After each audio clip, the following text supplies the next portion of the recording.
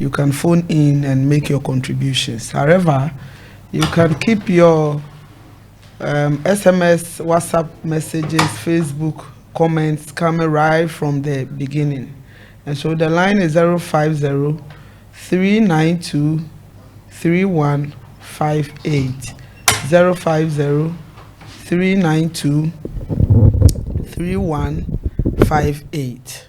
All right. I'm Miriam OGAH from the Department of Educational Foundations, and I'm privileged to engage you in the next 1 hour for the lecture on the course Principles and Practice of Teaching. As has been announced earlier, today's topic is on play-based learning. Play-based learning. Good. There's this saying by Vince Gorman that when we make play the foundation of learning, we teach the whole child. When we make play the foundation of learning, we teach the whole child. And so we are going to discuss how we can incorporate play as a pedagogical approach so as we can develop the whole child. Last week we came your way with a segment of the radio lecture on this particular course, and the topic was on methods of teaching. Methods of teaching. At the end of the lecture, it was established that generally we have two main methods or approaches to teaching. It was established that we have the teacher-centered method and then the learner-centered method. Under each of these methods, we have a number of techniques that can be used.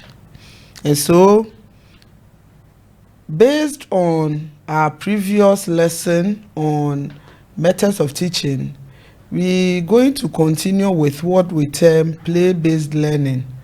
And from the early 2000s, it has been established that we can employ play-based learning as a pedagogical approach so that learners will be actively involved in the teaching learning process. We are going to explore or unpack the topic play-based learning.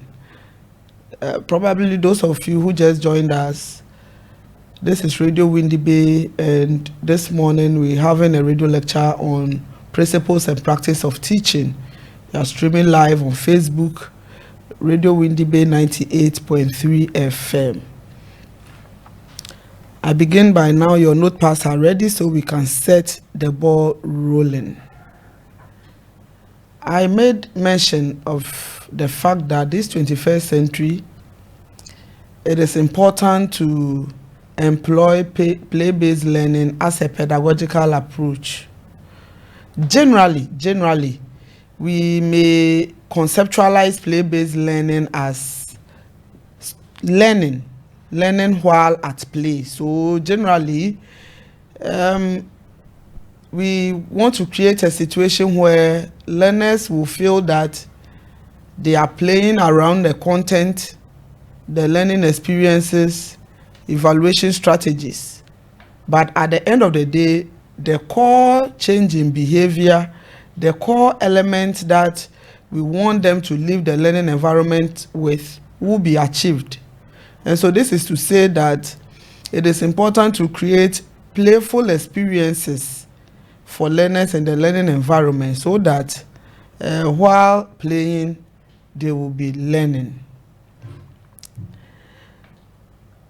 In fact, coming out with what actually constitutes play-based learning has been an area of interest to most scholars, and so there's a kind of debate in literature. However, at the end of the day, it has been established that there is a need to differentiate between what activities can be counted as play, and which ones cannot be counted as play, so far as employing play-based learning as a pedagogical approach is concerned.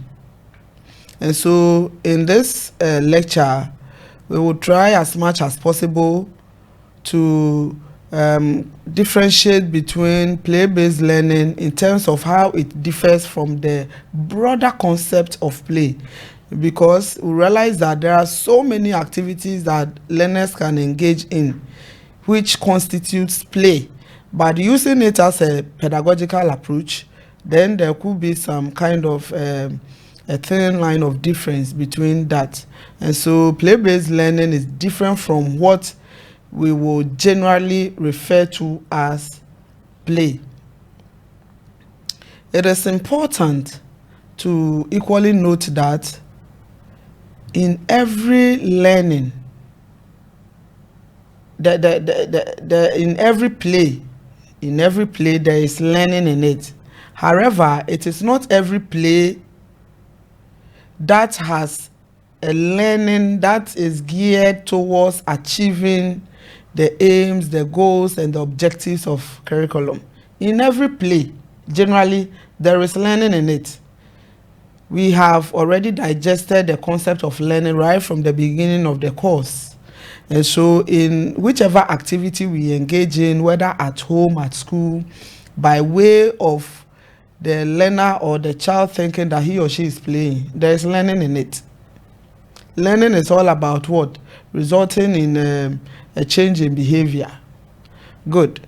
And so when we come to the concept of education, or when it comes to teaching and learning, it is not every play that students engage in that is geared towards the curriculum. That is why we say that there is learning in every play. However, it is not every play that has any connection to the goals or the objectives of the various courses or the various subjects that we teach in our schools. So we gradually refer to the concept of play here. We are contextualizing it to mean a pedagogical approach or a method of teaching.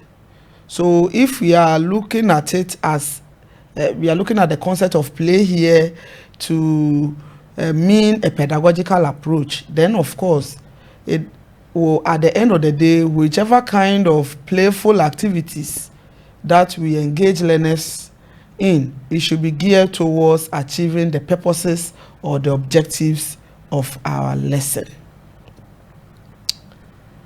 For those who just joined us, this is a radio lecture on EDC 232, and the topic for discussion today is play-based learning, the concept of play-based learning. So I have tried to contextualize the meaning of play here, because if we talk about play, I'm sure that we can identify a good number of activities that young children engage in, which all constitutes play.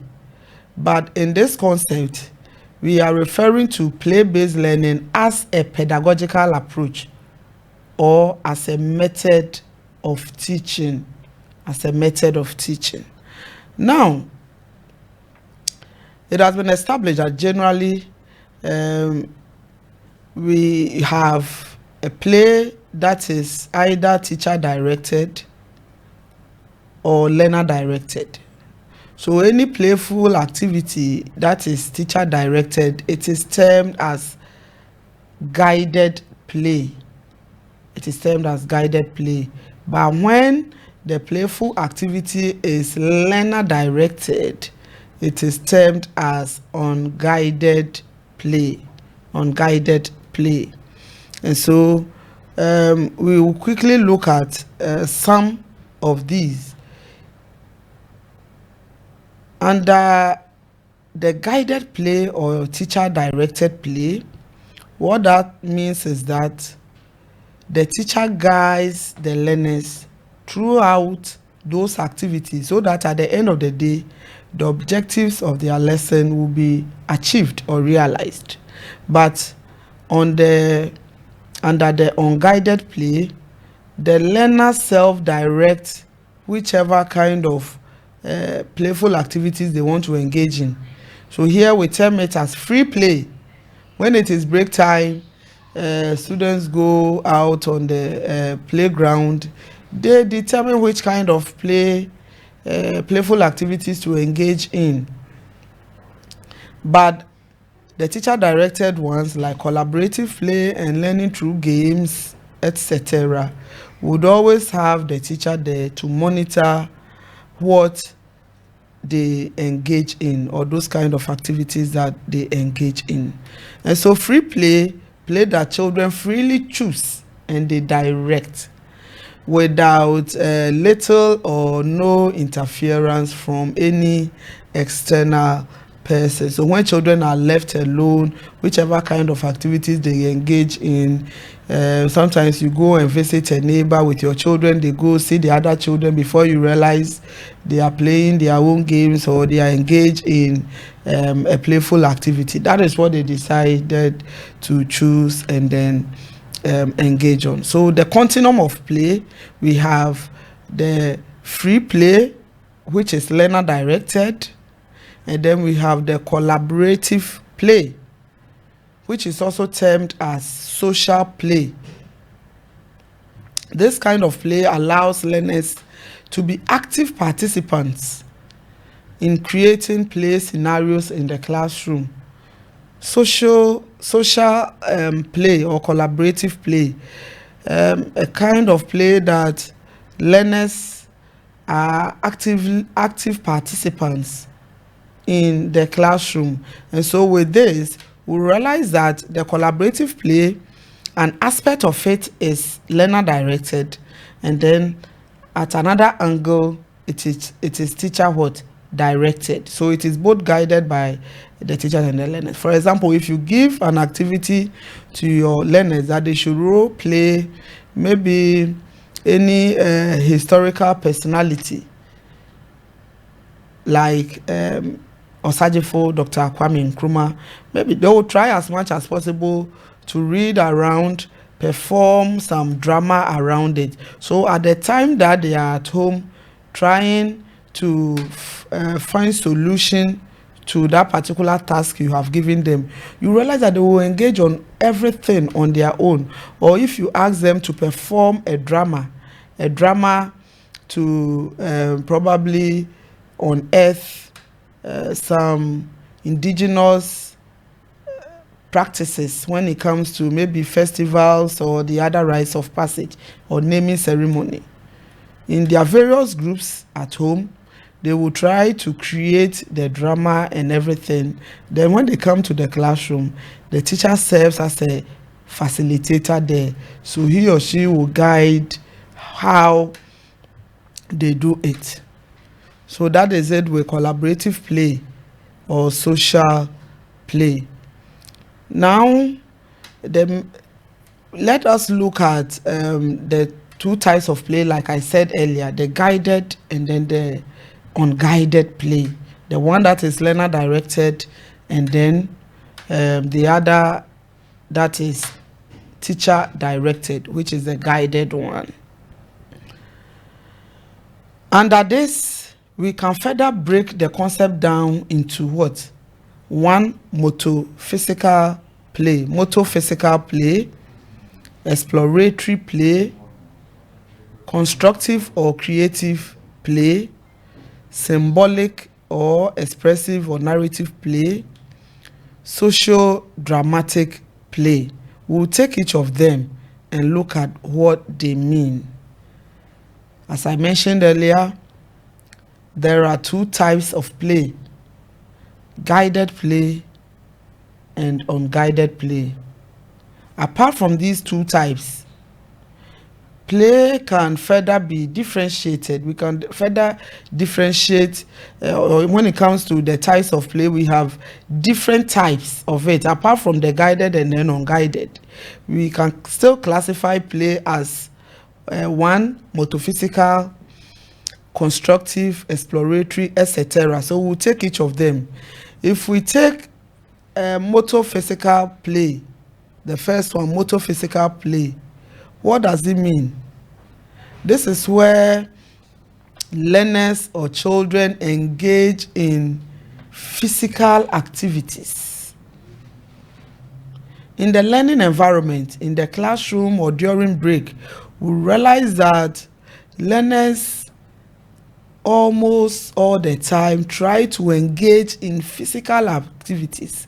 And so it is very important, if you have a child who at an average age where the child is expected to crawl, run, jump, and the child is not able to do these things, you will be worried as a parent or a guardian.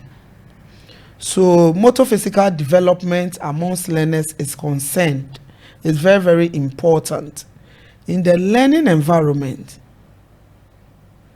we will find learners running, jumping, playing games such as hide and seek, learners exercise. All these things helps to develop their muscles. It enables them to gain enough strength and coordinate series of activities. That is why sometimes when it is break time at the primary or the basic level, there are times that when the teachers want to guide and direct, we go out there, they allow us to take turns, and then we run. Maybe you run to go and to meet a particular distance, and then we are asked to return back. Sometimes it's about jumping. Some of the activities we engage in the classroom especially has to do with jumping. Or playing games. So I believe we are getting the concept. The whole idea of motophysical play is all about what? Learners being engaged on physical activities so that their muscles will develop. Usually learners take turns in performing such activities. If it is about jumping, hopping, skipping, like the skipping rope, all these things, it is very, learners find it very interesting, very engaging when they are engaged in such activities. And so it is important that as 21st century pre-service teachers or teachers already on the field, we engage our learners on such activities. If we look at various schools in this country, especially the government schools, almost every school has a playground. We have the seesaw, the merry-go-round, and other equipment on the playground for the learners to physically employ them or make use of them in order for their muscle and strength development, or in order for them to engage in physical activities. Let us now look at the second type, exploratory play. Exploratory play. Under this type of play, learners experiment, they investigate, they construct, they explore, they discover and create new concepts. Sometimes it will amaze you when you enter a home or a learning environment and there are so many toys or things around. The learners pick them before you realize they are creating something new out of them. Children want to always explore. They always want to engage on conduct experiments. When we were young, most of us at the early stages of development, we realized that there were instances where when mommy is cooking in the kitchen, they try to get some cooking sets for us, whether the toy one or those of us, the senior citizens, we get empty tins and cans, and then we at the backyard we also try to set fire and prepare a kind of a meal which we will not even eat. But at the end of the day, you realize that they look at how the actual food is being prepared in the kitchen, and then outside they also try to do or engage in similar activities, at the end of the day, there is learning in it. When they find themselves in the kitchen, they will actually try to transfer these knowledge they have gained from their playful activities in the classroom. When you take children to the seashore, where they have enough access to the sand and other things, before you realize, they try to build some sand blocks, engage series of activities, even the sand. When we are teaching young ones to learn, you fetch and then we direct them in terms of maybe their writing and everything. So all that we're trying to say about exploratory play is that it is important not to limit our students or our children, their children, in this manner. They would want to explore, to investigate. When you find yourself engaging in an activity and they ask series of questions, it is because they want to know more about it. So they are able to develop some logical and critical thinking skills in order to perform those given activities. Those who just joined us, this is Radio Windy B.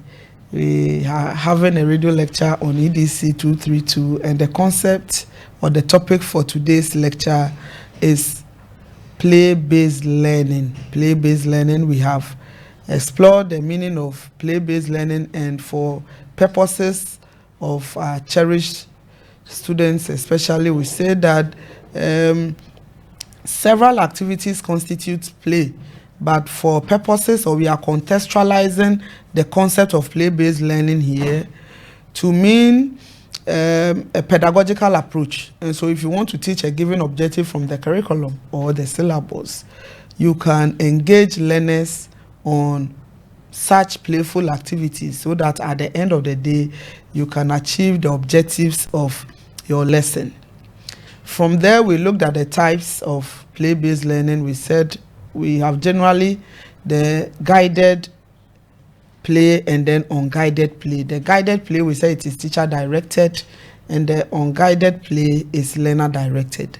Apart from these two, other scholars have tried to differentiate between the types of play to mean one, motophysical play, and that is what I just explained, that engaging learners on physical activities during break time, taking turns to run, to jump, the merry-go-round, etc., hide and seek, they all form part. Then the second one has to do with exploratory play, where learners experiment, they investigate, they explore, they discover new ideas and create their own concepts. So it is important to engage or employ some of these techniques in our classroom so that our learners will be able to investigate or explore the causes and effects in the concepts that we teach them. At the end of the day, they will be able to develop some logical and mathematical thinking skills. So whichever learning environment we have in the classroom, and I think usually when we go to the early grade or the lower primary, you enter the class, we have empty cans and boxes, cartons, and all those things over there. Usually they are meant for the lesson. So when it gets to concepts in mathematics, for example, you realize that the teacher will employ or use some of these materials in the learning environment to create a concept. Come and buy. I've bought a sugar worth 2 CDs, Gary 1 CD, Milo 20 CDs. So how much? I've given you 50 CDs. Give me my check. You see, the children will find it very interesting that they have gone there to buy the. In actual sense, you could see that everything is more or less they engaging in some playful activities. Yeah. We have the third one, which has to do with constructive or creative play. Constructive play or creative play. This is where learners classify objects, they build, they organize ideas, patterns, and they try to solve problems. At the end of the day, learners determine what works and what does not work. I remember when we were children, we had this game, practical set, to make a mistake from the lower to the upper and the 2, 4, 6. If you say 1, you are out. But if you say 2, you are in. Then we begin. So 2, 4, 6. If you get to your 10 and you are not able to say it, then you are disqualified. And at the end of the day, we get the winner. You see, this thing is just the multiplication table. 2, 1, 2, 2, 2, 4, 2, 3, 6.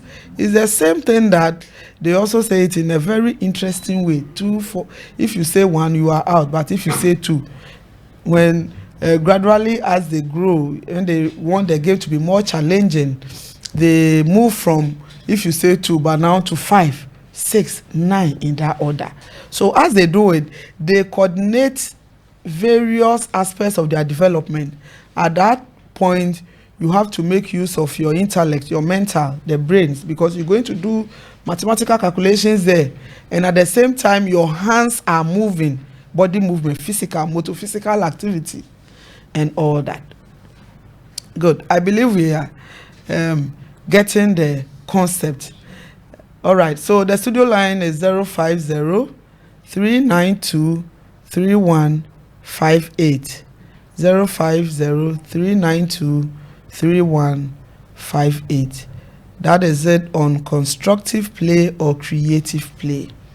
You will marvel when learners or young ones create series of maybe things that you don't even have any idea of. Before you realize, they explore and they make meaning out of it.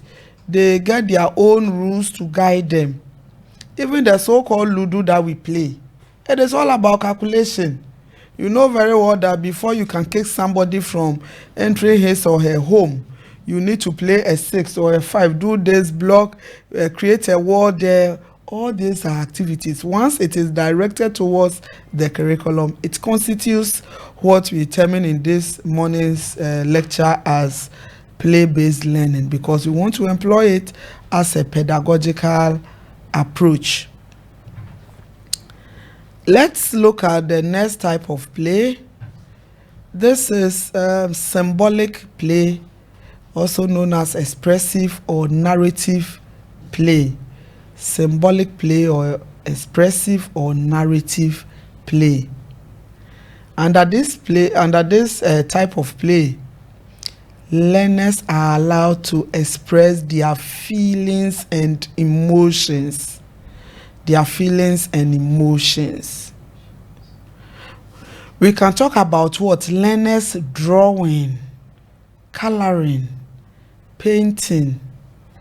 You see, those art materials. They facilitate symbolic, expressive, or narrative play.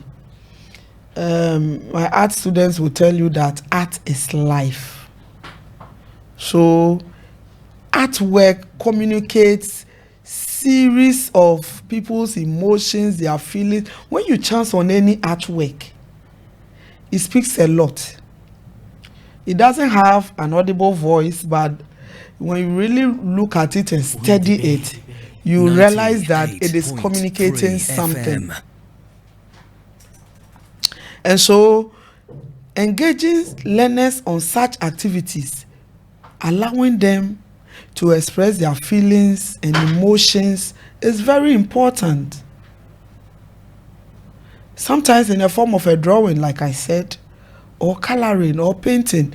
They look at the diagram and they tell you, oh, this person is happy, this person is moody. Yes, because they have been guided on some of these issues. Now, if we want our learners to engage on some of these activities, you can give them per what you are teaching. You can ask them, or you can employ what we term as a role play or dramatization. It's a teaching technique.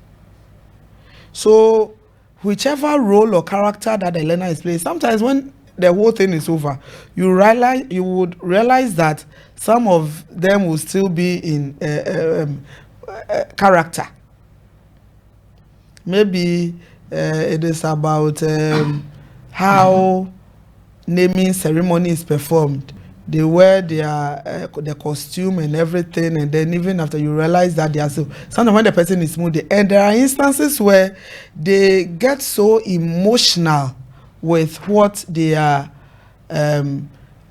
dramatizing. So actually you see that where they need to be teary, actually tears will be flowing. It is because what? They are emotionally attached to such roles that they are playing. So it is important that we engage learners on such activities. So we have a type of play we classify as symbolic or expressive or narrative play, where learners express their feelings and emotions on a given concept. All right. So before we continue, this is Radio Windy Bay. We have some comments on Facebook or questions. This one is coming from Pedro Maldina Cruz. Wow. Monitoring the best show live and clear inside Indian Police Kumasi Tanoso Kesben Junction X, the main location. All right, thank you for monitoring us from there. Theophilus Afum says, good morning, please. This is, that's the name, Geography Department. My question is, how do we engage the visually impaired students in physical activities? Yes, it is important that you have brought this on board. It will be addressed very soon. This is Baby Jet from PE Department. Good morning. Good morning to you too. Yes, it is important. The last time we came here, we did mention of the fact that under principles of teaching, we need to consider individual differences in the classroom. And so if we have visually impaired students in our class, how do we engage them on physical activities like running, like jumping, which will appear to be maybe extremely difficult for them. For the jumping they can do, you stand at a position, you jump and then land. But of course, we can equally engage them on, let us even move away from the visually impaired, but persons with special needs in general. So it's all about that. So that is why we have to know the learners we have in our learning environment, and then those activities that we can engage them on, so that it won't be like we are sidelining the others. I know that in Ghana we have, if you can help me with the technical name, you know, those that are physically challenged, they also engage, they have their football or something, parasports, good, parasports, yeah, parasports. You see, they are engaged in it. So in a similar situation, we need to identify equally engaging physical activities for them to do. When we talk about dramatization, they are very good in it. They can equally, you see, disability is not inability. Even in dramatization, they can do. Jumping, they can do. The running is what probably they need to be guided and all that. So that is it. We can explore that further. Now we have a social dramatic play. Learners pretend or act out a story with friends, family members, or their teachers. Yeah, learners develop appropriate social behaviors. This is another type of play, social dramatic. You see, the idea here, we've been taught creative writing. I remember at the basic level, junior high, senior high, and even the university, we are encouraged to be creative in ideas we generate. So in English language conversation, for example, sometimes you are asked to write a story that ends, and I was walking by the siren, or whatever. We try to write a letter to your uncle abroad, telling him or how you celebrated your first year fresher experience, and you are expected to be creative, whether you have an uncle abroad or not, whether you have you attended a boarding school where we had a siren to wake you up. I don't know. No, you have to create a story of that nature, and then so at the end of the day, most of the movies that we watch, people sit down, create them, and then it is not all of them that are real life stories. Even the real life stories need to be acted out. And so it is important that we engage learners on social dramatic play.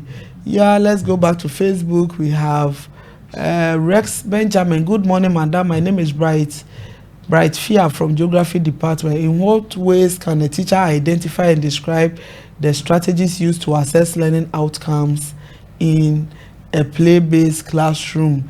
Yes, so the curriculum speaks volumes to that. The curriculum you will use in teaching, for example, you coming from geography, the pedagogical, the assessment procedures and everything is there. And at the end of the day, that is why you, the teacher, you have the curriculum, you set your learning objectives. And so we are saying that whichever kind of activities you engage them on should be geared towards you achieving the objectives you have set for the lesson. So you can look at the objectives, whether they have been unearthed in the play-based activities you engage them on. Akpene for Ruth Nupese. Good morning, Ruth from Integrated Science. Good morning to you, Ruth. Then is it stylish Victoria? Yes, I can see that you're really stylish with your name. Victoria from Clothing and Textiles Department. Really enjoying this lecture. Good work done. Thank you, stylish Victoria. All right. I think at this point we can activate the phone lines so that we continue with the rest. All right. So the line is 050-392-3158. 050-392-3158. When you call, kindly lower the volume of your device. 98.3 FM. Let's look at the next type of play. We have cooperative play or games with rules. Cooperative play or games with rules. This is where usually organized by groups and goals are established to guide that. Learners learn to understand the importance of their interactions and the rules that they set for themselves.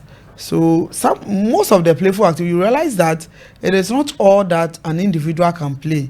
You need people on board. You will not enjoy it very well when you are playing it alone. But the moment you call somebody to join, maybe the Ludo, you ask 1, 2, 3, maximum of 4, you play, you do that, you set rules. Do we have home cake in it? No, this one there is no home cake, or that you set rules for yourselves. So cooperative play or those games that usually have certain rules in them is type. 98.3 Right. FM. Those who just joined us, this is Radio Windy Bay. Having a radio lecture on EDC 232 Principles and Practice of Teaching, and today we are digesting the concept of play-based learning, which is one of the 21st century pedagogical approaches to teaching children. And it has been established that it is important to create learning concepts for students in a way that they will think they are playing or having fun. But at the end of the day, the core objectives of our lesson should be achieved. It has been established that it is not every play. There is learning in every play, but it is not every play that is geared towards achieving curricular goals. So we are contextualizing play-based learning to mean a curricular approach or a method of teaching or a pedagogical approach, so that at the end of the day you know that the kind of playful activities you engage learners on has a connection to what you're expected to teach from the curriculum. Good. How can we make play effective? How can we make play effective in the classroom? One way by which we can achieve this is employing techniques that will allow the learners to dialogue, to reflect on such experiences with their peers or their colleagues in the classroom. And so we have this strategy that we term as reflect, connect, and apply, RCA. It is a three-step discussion about learners' experience. Reflect, you connect, and then we apply. Reflecting on the entire games or play that the learners engage in. You reflect on the activities, the kind of personal experiences that the learners have. Then you now try to connect, compare and connect what one experienced through the activity with previous experiences or their previous knowledge. You see, you engage the students on an activity, they perform the activity, they have to reflect on it, then they connect it to their previous experiences about that given concept that you ask them to enact. Then the next thing is how to apply them or apply those experiences in other situations in their life, either now or later.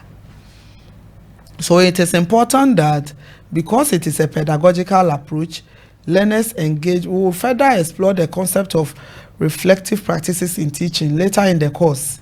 So even in games, we need to reflect on what went best, what did not go. We connect it to our present situations, and then the next thing to do is how to apply them in our daily lives. The studio line is still activated. This is Radio Windy Bay 05039233158. 05039233158. You can phone in to make your contributions. The studio, we are streaming live on Facebook and the university website as well. You can keep your comments and your questions coming. This is Radio Windy Bay 90.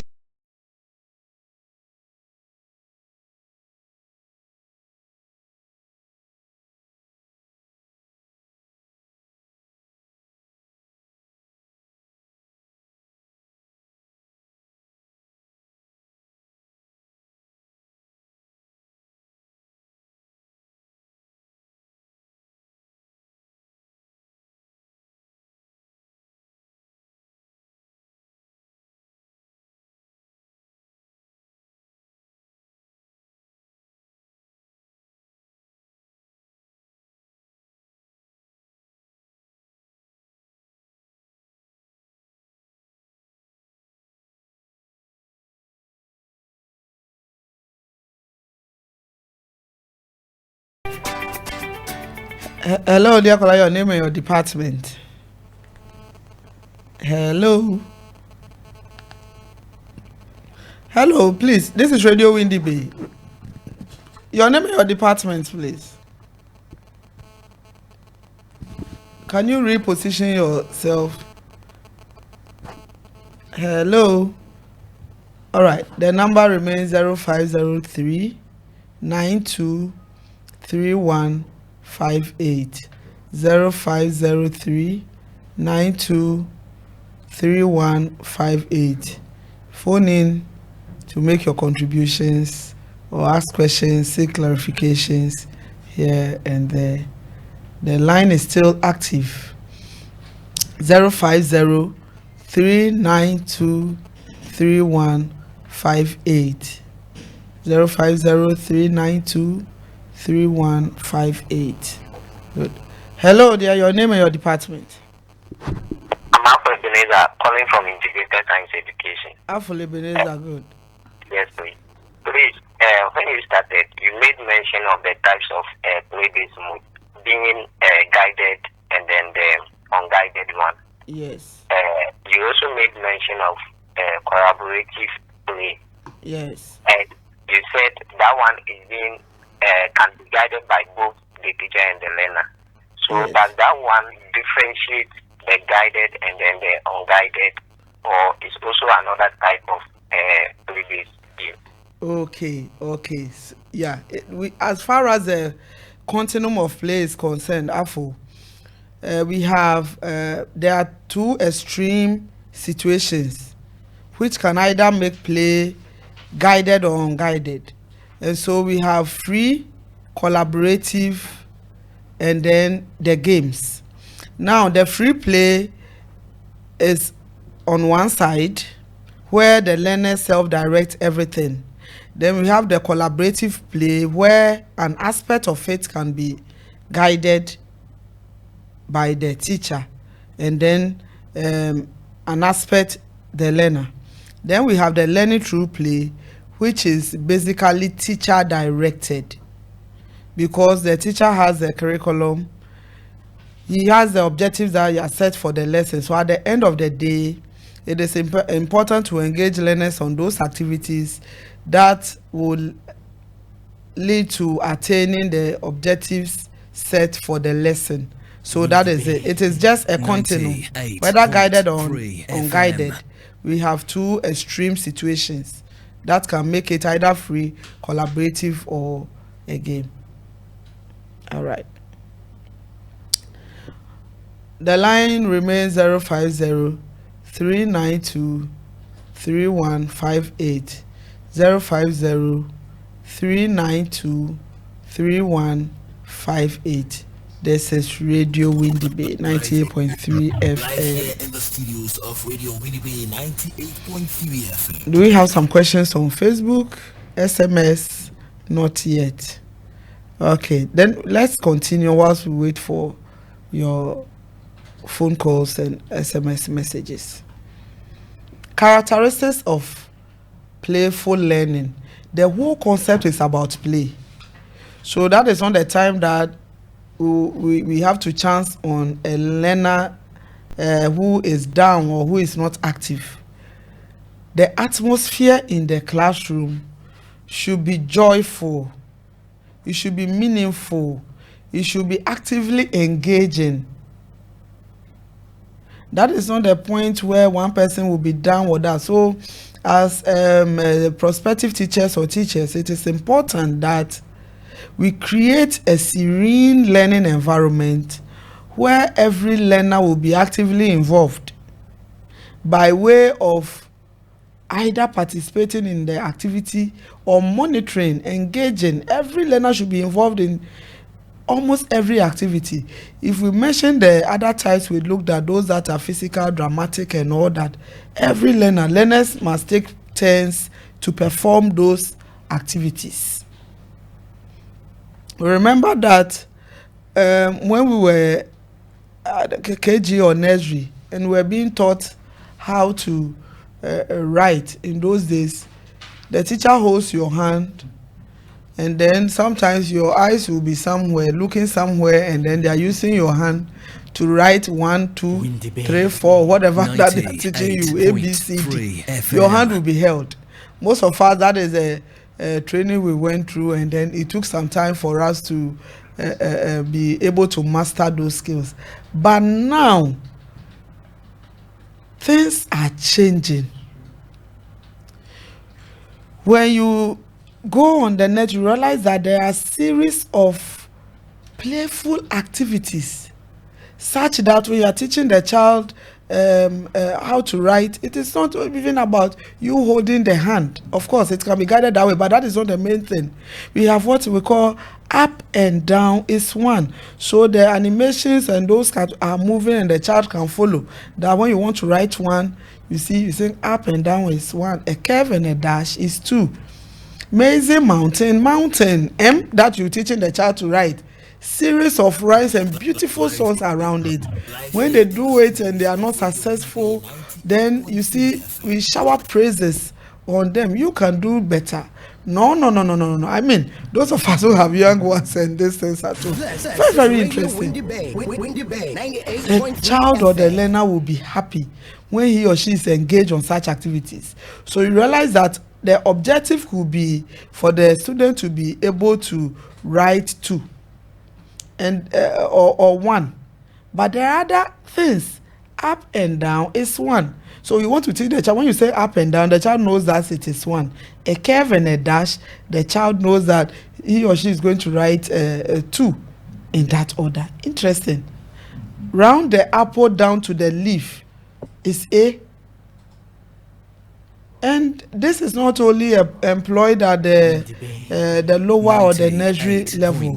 As the students advance, we can create other ones around it. Till date, some of us will recite 30 days are certain by April, June, and November. All the rest are 31. Before we know that the actual month we are in, it has 30 days or 31 days or whatever days. But in those days, when we are asked to recite it, you see the way we'll be beating the table and then reciting it.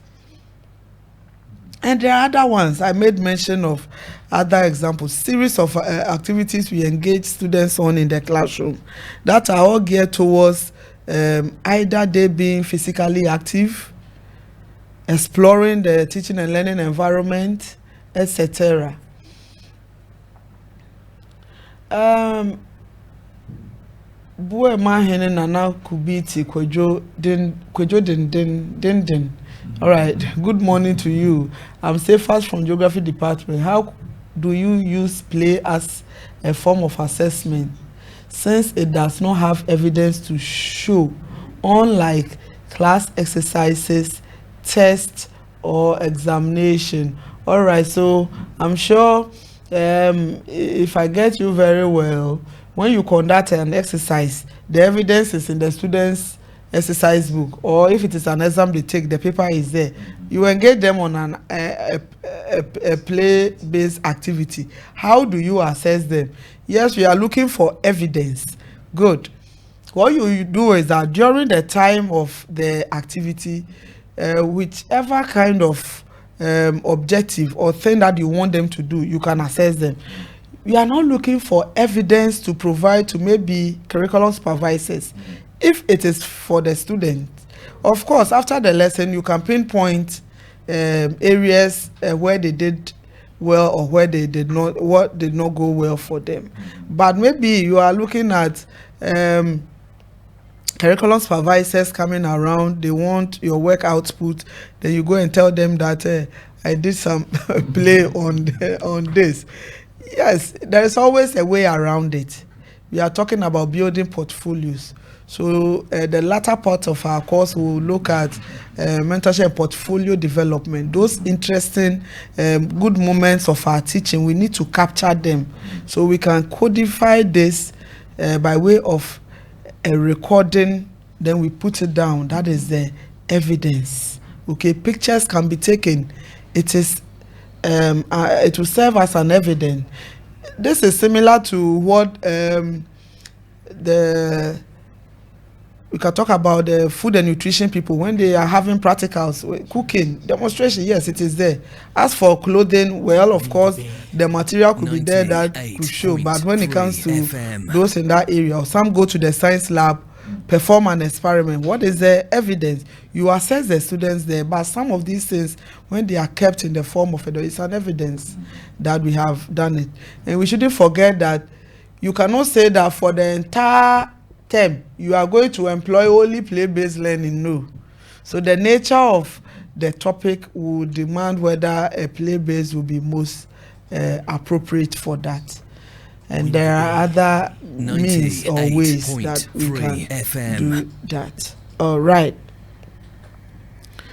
Let us quickly look at some significance of play-based learning to round everything up.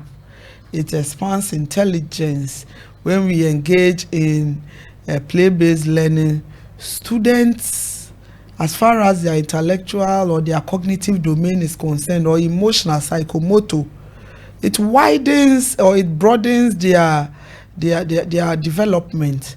And so it is important to engage on such activities. It's again, play-based learning activities stimulates the imagination of the learner, encouraging creative thinking and problem-solving skills. They are going to create playful learning activities about a given concept, they need to critically think, and see how best they can break down that concept into a situation where it will be very interesting in the classroom. They need to imagine some of the things that they will add. These are things that did not occur at the time that probably they were adults. They now have to think back and then try as much as possible to imagine and then create something very interesting. Remember the examples I was given earlier. You are asked to when it comes to creative writing in English language, for example, you have to create something and then put it there. The novels that we take and read and we enjoy so much, it is people that sat down like you and I, they thought through and then they put up those things there. So it is important to do that. It is very significant to engage on this. Finally, it develops self-confidence, self-esteem of the students. They become positive in the teaching and learning process, and by so doing, their brain and muscle development is met due to such activities. Because when you employ play-based learning as a pedagogy, it is not only about using the head or the brains or the cognitive. You have to coordinate all other aspects of the human body: the head, the heart, and the hand, the cognitive, the affective, and the psychomotor. Thank you very much. And by way of putting everything together this morning, it has been interesting coming your way with a radio lecture on the course EDC 232. The topic was on play-based learning, and we have said that play-based in this 21st century is one of the pedagogical approaches we can employ in the classroom, so that the learner's physical development, emotional development, and social development would be adhered or met. And so at the end of the day, we are encouraging all of us to engage students on series of such playful activities. Learning to some extent is difficult. Nobody likes just learning on their own, unless you are reading a novel for fun. So no matter how concrete or abstract a concept may look like, we can create or employ a play-based activity around it, so that the learners, in as much as they think that they are playing, we can achieve the objectives of the lesson. Thank you very much. My name is MIRIAM OGAH from the Department of Educational Foundations. Till we meet again, have a good morning.